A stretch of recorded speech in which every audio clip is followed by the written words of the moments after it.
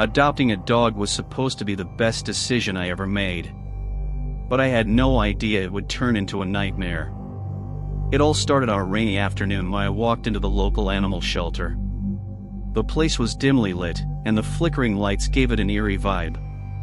I was feeling pretty lonely after moving to this new town, and I thought a dog might help. As I walked past the cages, dogs barked and whined for attention. But one dog caught my eye.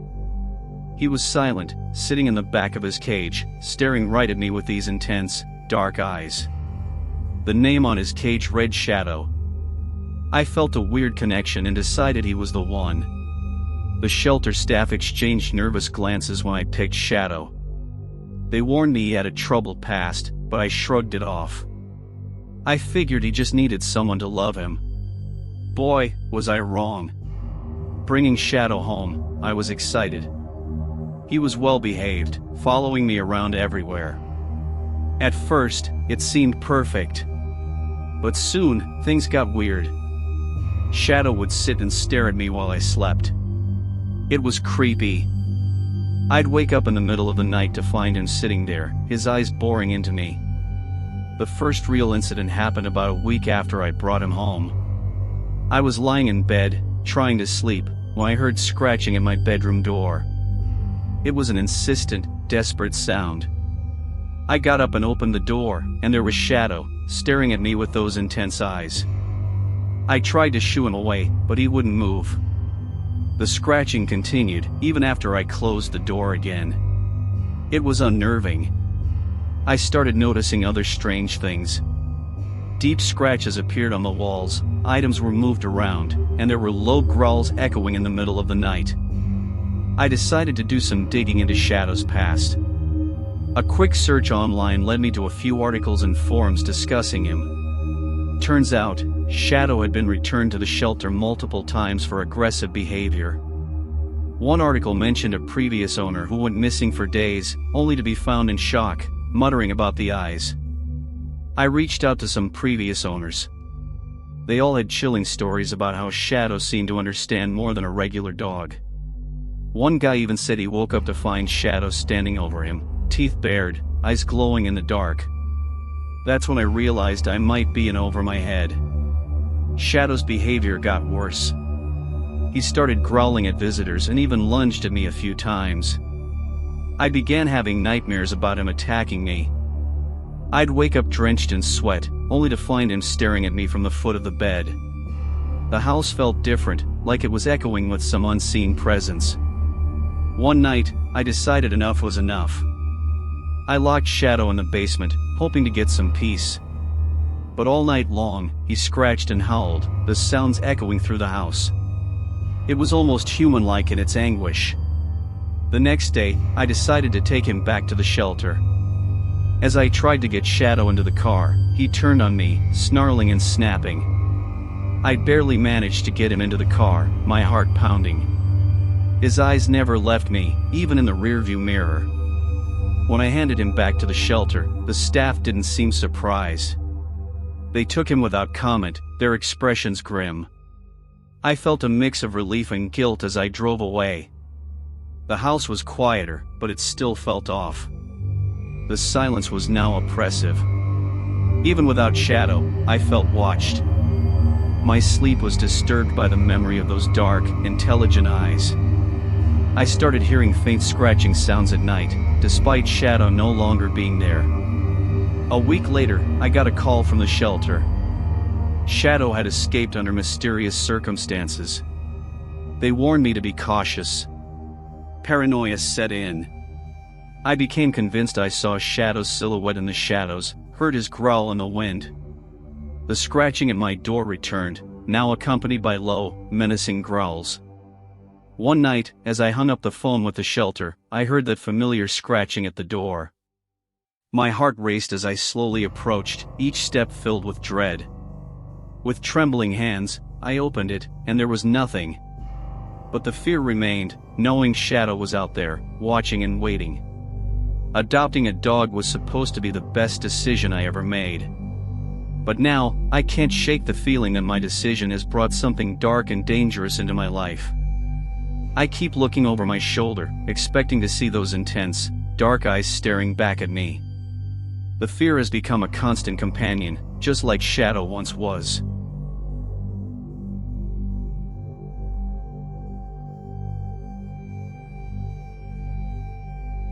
I never thought a camping trip in Tanzania would be the most terrifying experience of my life. But that's exactly what happened. My friends and I had planned this adventure for months. We were 3 guys from California, eager to explore the wild savanna and see lions up close. We got more than we bargained for. We arrived at our campsite just before sunset. The savanna stretched out in all directions, a sea of golden grass swaying gently in the evening breeze. Mount Kilimanjaro loomed in the distance, a majestic backdrop to our adventure. As we set up our tents, our guide gave us a serious warning about the local wildlife. "Respect the animals," he said. "Especially the lions."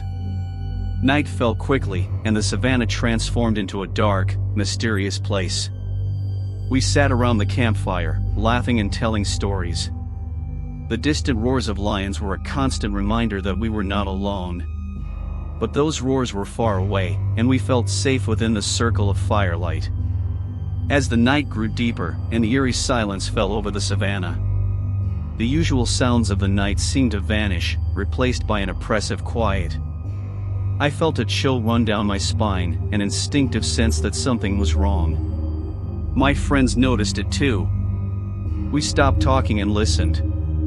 At first, there was nothing. Then we heard it, a low, guttural growl coming from the darkness. "Did you hear that?" I whispered. My friends nodded, their faces pale in the firelight. We strained our eyes, trying to see beyond the reach of the fire. Suddenly, we saw movement. A large shape emerged from the shadows, slowly advancing towards us. It was a lion, but not like any lion I had ever seen. This one was enormous, with matted fur and eyes that seemed to glow with an unnatural light. Its face was scarred and twisted, a grotesque mask of rage and hunger. We froze, our minds racing with fear. The lion stopped just outside the ring of firelight, staring at us with those terrible eyes. It didn't move, didn't make a sound. It just watched us, as if deciding which one of us to take first. "Get the fire going, more wood!" I shouted, my voice cracking with panic. We scrambled to gather branches and feed the flames, hoping to scare the lion away. But the lion didn't budge.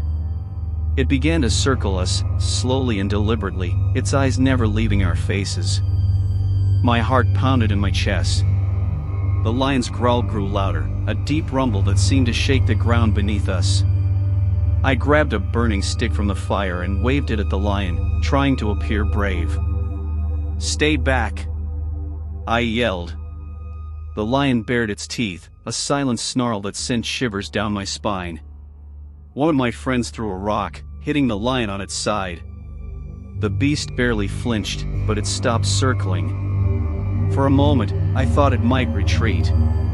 But then it lowered its head and let out a roar so loud and powerful, it felt like the ground was splitting open. The fire flickered and almost went out. The lion advanced, each step slow and menacing. We backed away, the fire between us and the monster. I could see the fear in my friend's eyes, mirroring my own. We were trapped, with nowhere to run and nothing to protect us from those razor-sharp claws and teeth. Just when I thought it was over, our guide burst into the campsite, wielding a burning branch and shouting at the top of his lungs. "Get back, you demon," he screamed, waving the branch wildly. The lion hesitated, its eyes flicking towards the guide. For a tense moment, it seemed like the lion might attack. But then, with a final, hateful glare, it turned and slunk back into the darkness. We didn't waste a second. As soon as the lion disappeared, we packed up our camp in record time, our hands shaking with fear. The guide kept watch, his eyes scanning the darkness for any sign of the beast. We piled into the jeep and drove away, the night swallowing up the savanna behind us. The ride back was silent, each of us lost in our own thoughts. The terror of the encounter hung over us, a dark cloud that refused to lift. When we finally reached the safety of the lodge, we collapsed in relief. But the fear remained, a constant reminder of how close we had come to death. Back in California, the memory of that night haunts me. I can still see those glowing eyes, feel the ground shake with that terrible roar. We had gone to Tanzania seeking adventure, but we found something far more real and terrifying. The savannah is a beautiful place, but it's also a place of danger. A place where the line between life and death is as thin as the shadows that hide the lion of the night.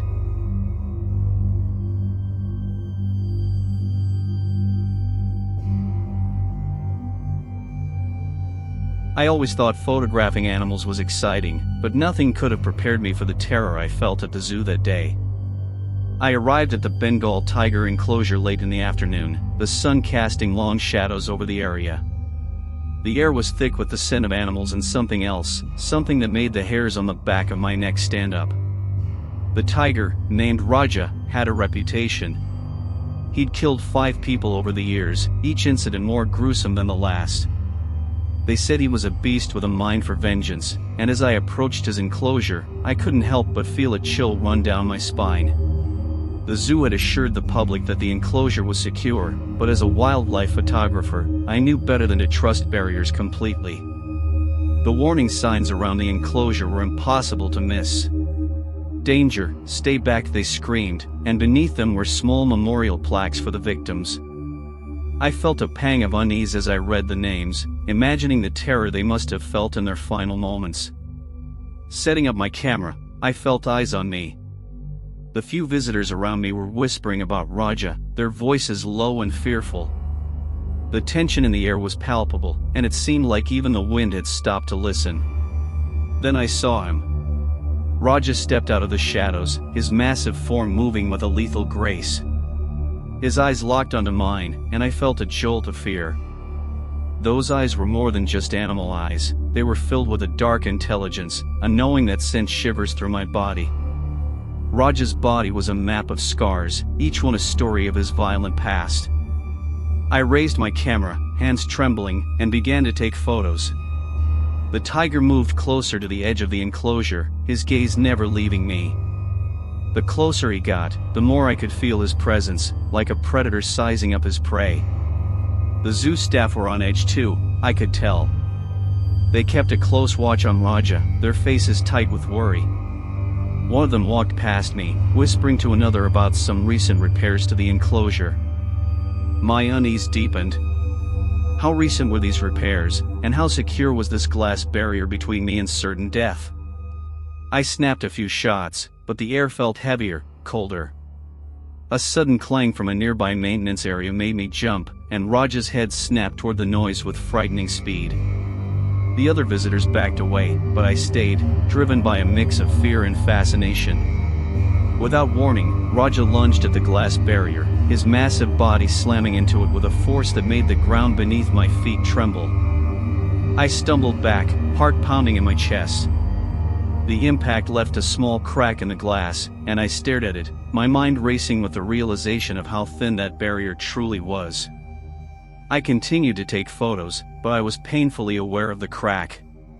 The zoo staff started evacuating the area, urging people to move away from the enclosure. I wanted to get one last shot, one perfect image of Raja's fierce eyes through the fractured glass. I moved closer, my camera clicking rapidly. Raja began pacing back and forth, his agitation growing. His growls became louder, more insistent, echoing through the now empty zoo. The emergency alarms blared, signaling a potential breach. I looked at the crack again, watching as it slowly spread, the glass bowing outward under the pressure. The fear was almost overwhelming. My camera strap got caught on a nearby fence as I tried to move away. Panic surged through me as I fumbled to free myself. Raja made another powerful lunge at the glass, and I heard it splinter further.